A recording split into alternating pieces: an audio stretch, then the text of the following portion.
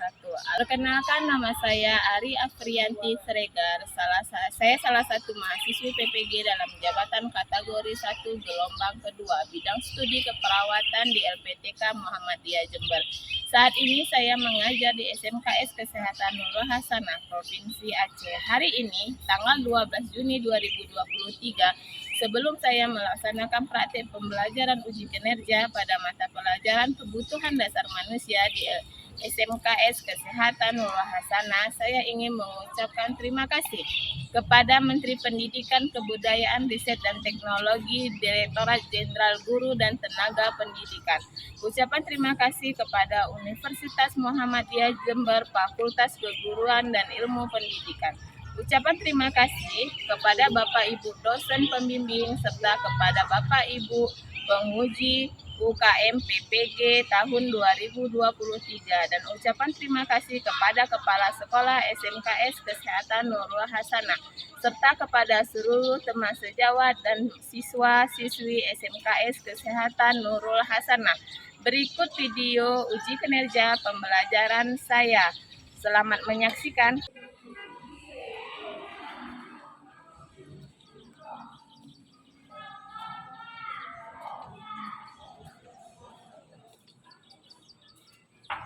Assalamualaikum.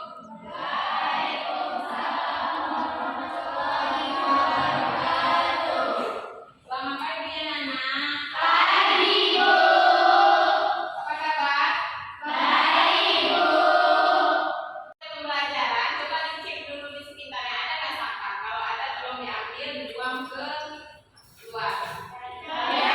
Kalau tidak ada, ibu presensi dulu ya. Lia Wiranti. Hadir Bu. Lydia Permatasari. Hadir Bu. Mami. Hadir Bu. Cut Desti. Hadir Bu. Arfi. Anggi Winanda. Hadir Bu. Oke, semoga temannya yang sakit diberi kesembuhan. Amin. Baik, sebelum mulai pembelajaran, ketua kelas tolong pimpin doa. Baik teman-teman, sebelum kita mulai pelajaran, alangkah baiknya kita berdoa menurut kepercayaan dan agama kita masing-masing. Berdoa dimulai. Berdoa selesai. Oke, silakan duduk kembali.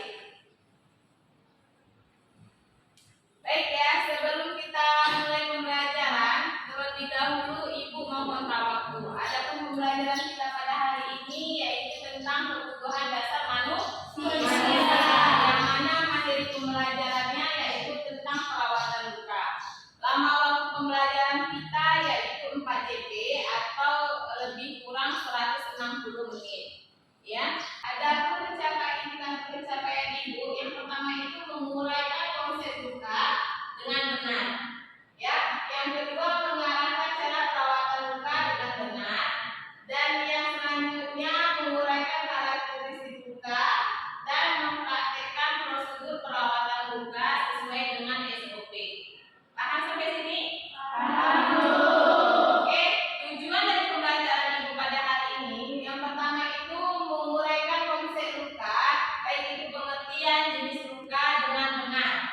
Dan yang kedua menguraikan karakteristik luka dan infeksi dengan benar.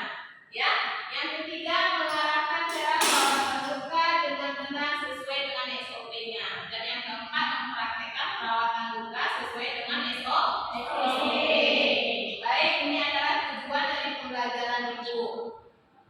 Di sini Ibu juga akan menilai sikap kalian. Ya, ada 3 penilaian Ibu. Yang pertama itu sikap, yang kedua pengetahuan serta keterampilan. Jadi nanti di dalam forum diskusi tolong aktif, karena itu termasuk salah satu ke dalam penilaian Ibu. Paham sampai sini? Paham. Sebelum kita masuk materi pembelajaran, adakah yang masih ingat materi sebelumnya? Siapa di sini pernah mengalami luka? Saya Bu. Oke, bagaimana luka yang Ibu alami? Saya membersihkan dengan infeksi dulu. Selanjutnya, Tidak ada vertikal ilmu yang oke, ada lagi? saya Bu. Ya.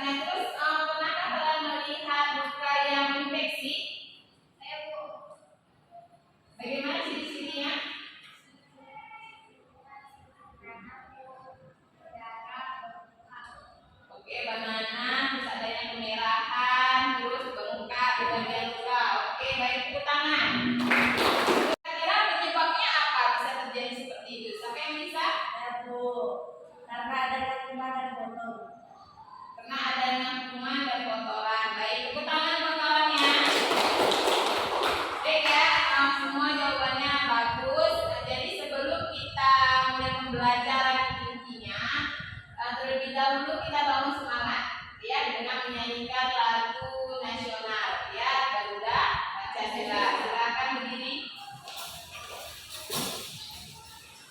Oke, 1, 2, 3. Garuda Pancasila, akulah pendukungmu, patriot proklamasi, sedia berkorban untukmu. Pancasila dasar negara, rakyat adil makmur sentosa, pribadi bangsaku. Ayo maju, maju, ayo maju, maju, ayo maju, maju. Oke, silakan duduk kembali. Baik ya, udah semangat? Selanjutnya silakan lihat PPT yang di depan. Sudah Ibu bagikan ada gambar. Kira-kira dari gambar itu apa yang bisa kalian ambil? Menurut pendapat kalian, ada yang bisa? Saya Bu, Oke, silakan. yang gambar nomor 1 itu Bu ada dia kemerahan dan gempa sehingga di tengah-tengahnya itu menimbulkan infeksi sehingga terjadinya nanah Bu. Oke, baik. Terima kasih. Tepuk tangan. Ada lagi yang bisa menambahkan? Saya Bu, Ya. saya melihat bahwa di muka itu sudah merah, terus bernanah, Ya. jadinya jaringan. Oh, adanya terdapat jaringan kulit mati. Ya, tepuk tangan. Bagus ya. Jadi, dari gambar itu sudah kalian bisa pendapat kalian masing-masing sudah ada. Ada yang kemerahan, adanya nanah, adanya jaringan kulit mati, ya kan? Jadi di sini Ibu akan membagikan SOP ya untuk perawatan luka yang sebenarnya. Oke, nanti di kelompok kalian bisa baca SOP yang Ibu bagikan. Sudah paham sampai sini? Oke, selanjutnya di sini Ibu akan membagi kelompok. Silakan bentuk kelompok. Masing-masing kelompok terdiri dari 4 atau 5 orang ya. Seperti yang kelompok sudah Ibu bagikan di pembelajaran sebelumnya. Oke, silakan bentuk kelompoknya. Di sini prosedurnya setelah kalian membentuk kelompok, kalian nanti di kelompok akan mengerjakan yang namanya LKPD, yang dimana di dalamnya sudah ada masalah ya. Jadi di sini kalian dalam kelompok mengerjakan atau mendiskusikan bagaimana memecahkan masalah yang sudah ada di LKPD yang Ibu buat. Terus kalian bisa mencari sumbernya dari buku boleh, dari bahan-bahan atau sumber lainnya seperti internet dan yang lain sebagainya, jurnal itu boleh ya untuk menyelesaikan LKPD yang sudah Ibu bagikan. Paham prosedurnya? Paham Bu. Oke, ini akan Ibu bagikan. Jadi di sini tolong diskusinya yang aktif ya. Karena ini termasuk ke dalam penilaian Ibu. Dari buku, jurnal boleh diambil. Oke. Selanjutnya silakan kerjakan dengan aktif. Selamat mengerjakan.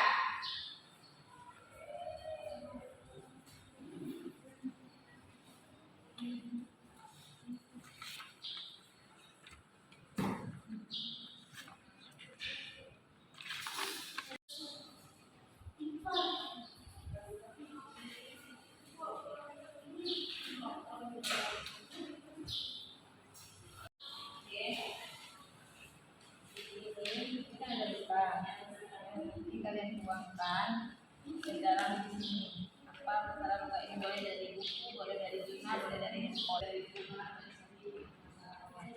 Sudah, kemana terjadinya infeksi yang ini tuliskan di sini. Apa pendapat kelompok kalian ya? Sudah ada permasalahan? Oke, baik, bagus. Baik, sejauh kalian sudah mengerjakan LKPD, adakah pertanyaan atau kesulitan selama mengerjakan LKPD? Tidak. Bisa? Bisa. Oke. Kalau seperti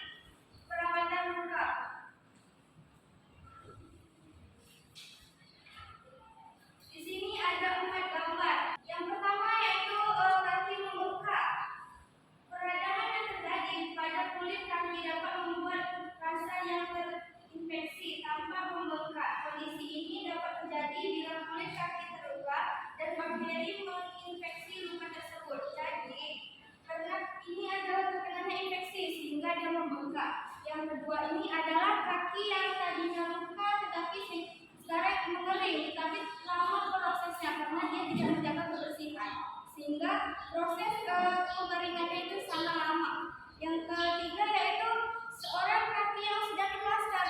Kan kalian bisa lihat kaki yang sedang diplaster. Kita boleh memakai plaster, tetapi dengan cara yang tepat. Jangan kita memakai plaster itu satu hari sampai besok dan seterusnya itu akan menyebabkan yang namanya penolakan sehingga timbullah yang namanya infeksi. Kalau kita memakai plaster itu bukannya untuk menutupi luka, bukan.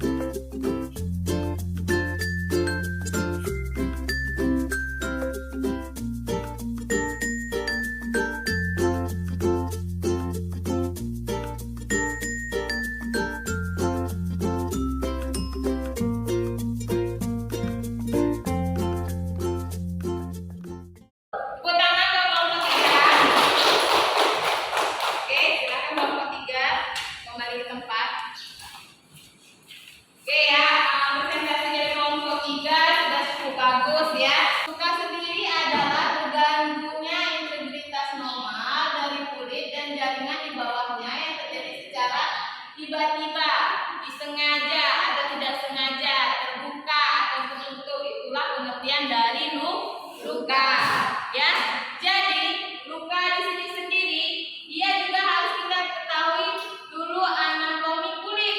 Nah, anatomi kulit itu sendiri juga lapisan kulit kita itu ada 3. Lapisan pertama atau yang paling atas ini itu namanya adalah epidermis. Lapisan kulit kedua itu disebut dengan dermis. Lapisan kulit ketiga itu dinamakan subkutan. Iya, subkutan. Selanjutnya itu warna luka. Warna dasar luka. Nah, warnanya itu yang pertama itu adanya kemerahan, ya. Ada juga sebagian luka itu warnanya berkuningan. Yang ketiga adanya luka warnanya hitam. Ada yang namanya jaringan mati atau nekrotiknya.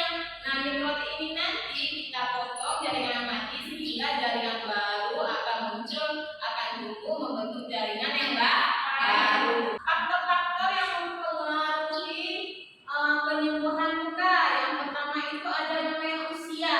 Nah, luka usia orang yang terluka, anak-anak dan dewasa, itu proses penyembuhan lukanya lebih cepat dibandingkan dengan orang yang tua. Kedua, nutrisi. Nah, kalau ada keluarga kita yang luka, nutrisi ini sangat penting untuk proses penyembuhan luka. Protein, karbohidrat, zat besi itu juga sangat mempengaruhi untuk penyembuhan luka.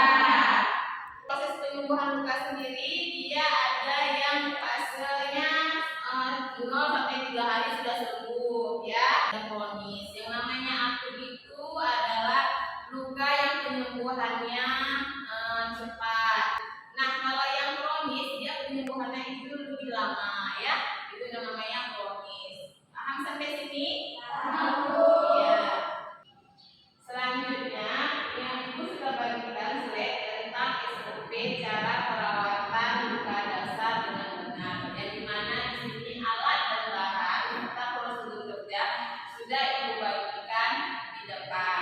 Setelah ini kita akan ke laboratorium untuk mempraktikkan cara perawatan luka dasar sesuai dengan SOP yang benar.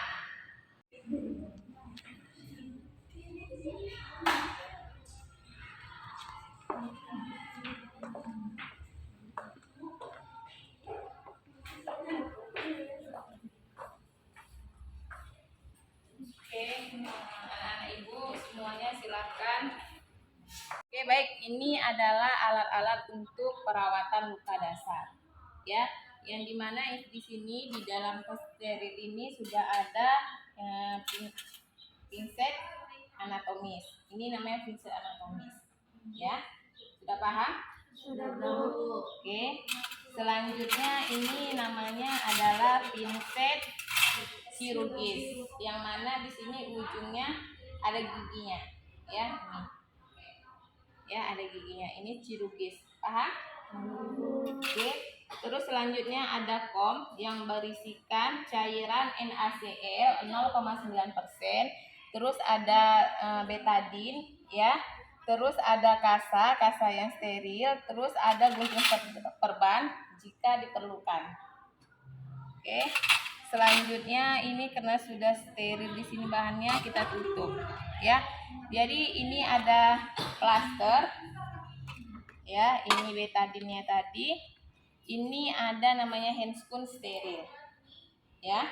Dan ada handscoon bersih, ya. Di sini juga ada namanya piala ginjal atau Nierbecken. Di sini ada perla untuk mengalas. Oke?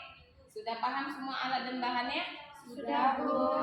Ya, jadi selanjutnya yang kita lakukan adalah prosedur untuk membersihkan lukanya. Prosedur awal untuk membersihkan luka sendiri, yang pertama itu adalah cuci tangan. Ibu tadi sudah cuci tangan, ya. Ini sudah cuci tangan bersih. Menjelaskan tindakan kepada pasien. Ya, jadi di sini kita jelaskan dulu tindakan apa yang kita lakukan kepada pasien. Permisi Bu, perkenalkan saya perawat Arya Priani Siregar. Saya dari ruang kelas. Di sini saya akan mengganti perbannya Ibu. Apakah Ibu bersedia? Kita tanya. Oke, selanjutnya. Yang kedua, perhatikan privasi pasien. Ya, jadi kita harus memperhatikan privasi pasien. Jadi kita ada sampiran, kita pasang sampiran. Kalau ada selimut seperti ini, kita selimutkan, ya, untuk menjaga privasi pasien. Lanjut. Yang ketiga, mengatur posisi pasien. Ya, kita atur posisi pasien senyaman mungkin, ya. 1. Peralatan didekatkan. Oke, ini sudah kita dekatkan. Selanjutnya, Yang kedua, mencuci tangan. ini tadi Ibu udah cuci tangan, ya. Nah, tadi sudah Ibu cuci tangan, ini sudah bersih. Selanjutnya, Ketiga, perlat dipasang di daerah yang luka. oke, ya. Jadi ini pemasangan perla, ya. Kita ambil dari dalam keluar, ya. Gunanya perla ini adalah untuk supaya nanti saat pembersihan luka supaya tidak belopetan kemana-mana. Paham? Ya, itu gunanya perla, ya.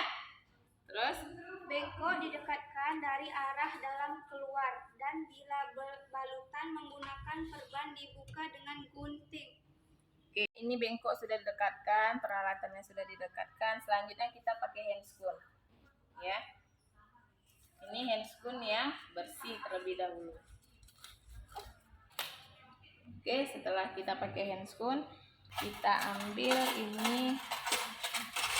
Kalau dia lukanya ini sudah lama, ini artinya plasternya kan sudah bersatu dengan rambut-rambut tangan. Jadi kita pakai pinset. Kalau masih baru, dia pakai tangan juga tidak apa-apa, ya.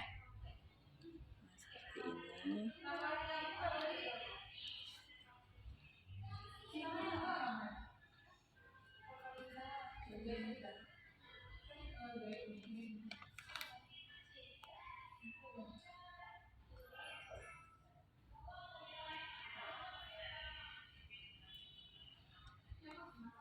Setelah buka, kita ambil ini bagian ini, ya, kita lipat, ya. Nggak boleh seperti ini. Jadi bagian ini kita lipat dua seperti ini. Ya, kita masukkan ke dalam bengkok. Guna yang fungsi bengkok ini tempat alat-alat yang sudah kotor atau yang sudah kita pakai. Sudah. Selanjutnya, Yang kelima, pinset cirurgis yang telah dipakai disimpan ke dalam bengkok. Yang keenam, bersihkan luka dengan kasa steril yang sudah dibasahi oleh antiseptik NaC 0,9%. ya. Selanjutnya sudah kita bersihkan ini, kita ambil ini, ya. Kita ambil kasa, masukkan ke dalam larutan NaCl 0,9%. Sudah, setelah kita ambil seperti ini.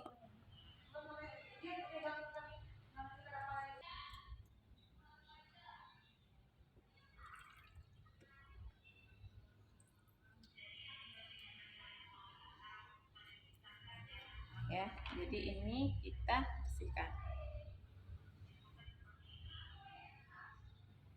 dari luar ke daerah dalam. Oke, cuman cukup sekali pakai.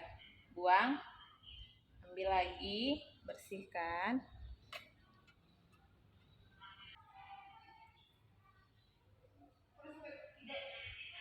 Buka ini, apa namanya, sarung tangan yang bersih, ya. Kita mengganti dengan sarung tangan yang steril. Itu.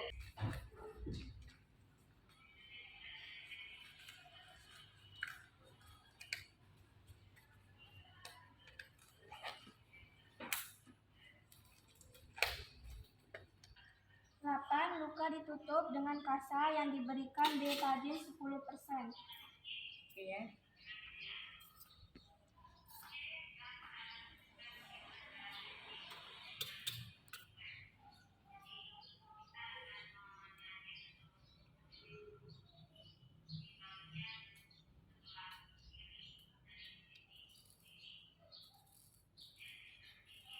Oke, ini kita tutup.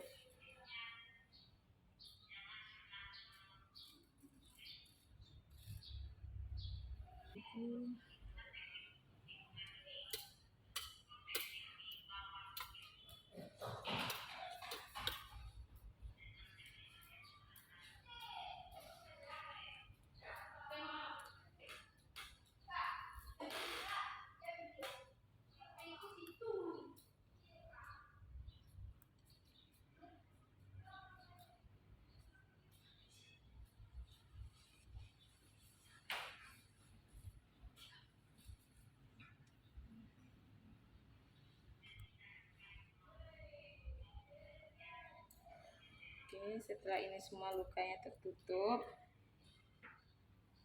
kita kasih kasa yang satu lagi yang bersih, ya. Ini tidak kita pegang.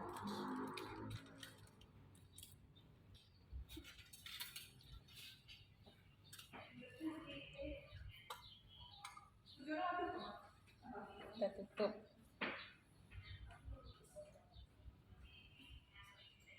Sampai tidak terlihat. Oke, sudah, ya kan? Baru kita plaster. Oke, sudah tidak terlihat. Ini pinsetnya sudah jorok, taruh di dalam bengkok, ya. Kita ambil plaster.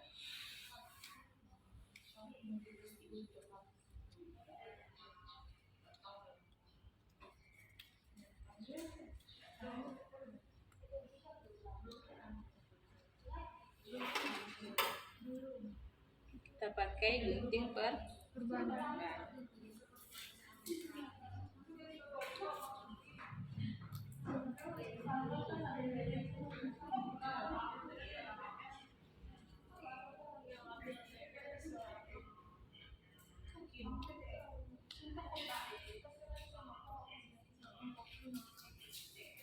Oke, sudah selesai.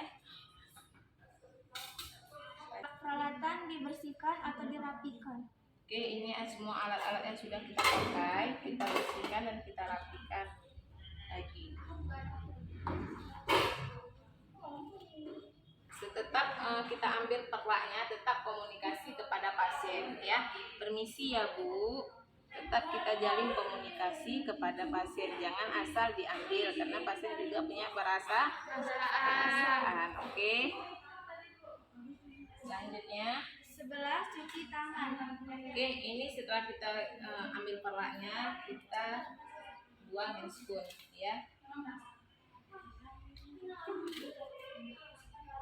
Oke, ini terus kita lanjutkan cuci tangan. 12. Catat respon pasien. Oke, nah setelah nanti cuci tangan, kita bilang kepada pasien, permisi ya Bu, saya sudah mengganti perban Ibu, jadi di sini nanti Ibu tolong jaga kebersihan, khususnya pada daerah tangan supaya luka yang Ibu derita cepat sembuh. Mungkin itu aja Bu dari saya.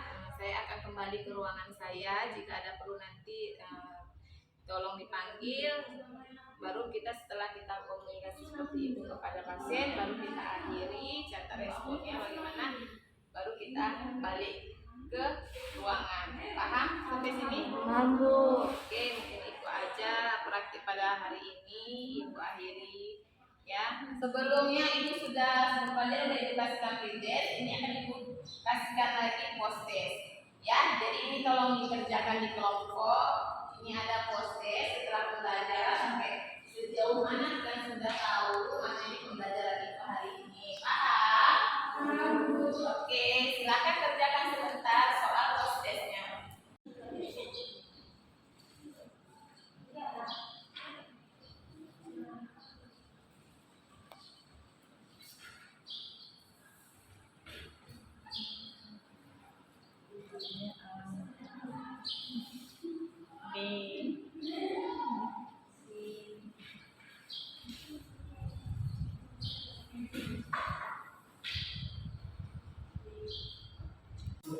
Ayo masing-masing kelompok anda ke depan. Dengan soalnya semangat. Semangat ya, jangan ngantuk ya. Apa yang sudah kalian pahami dari pembelajaran Ibu ini? Siapa yang bisa tunjuk tangannya akan